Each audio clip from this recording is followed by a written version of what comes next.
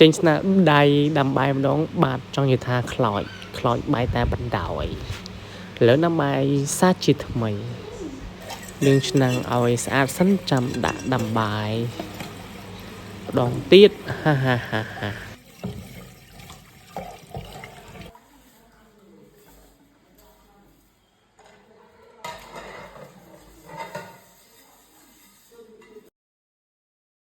ហើយទៅចាំទៅយកអង្គមកដាក់ដាំបាយដាំអង្គមើលអង្គអស់លីងសត2កំប៉ុងដាក់2កំប៉ុងហើយទៅទុកទៅអីចាក់ចូលក្នុងឆ្នាំងហើយយើងចាក់ទឹកចូលមកតបមកយើងលាងច្របាច់វាបដាមកលាងឲ្យបាន2ទឹក3ទឹកទៅយើងចាក់ទឹកវាចេញ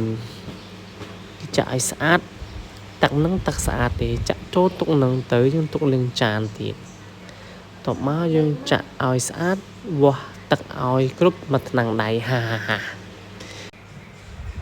ហើយទៅចាំយើងបិទគម្របលើកដាក់នៅលើឆ្នាំងដាំបាយកេះមកប៉ចឆ្អិនជាស្រេចឆ្អិនអត់ឆ្អិនល្អគេដាក់បាយឆ្អិនជោគជ័យ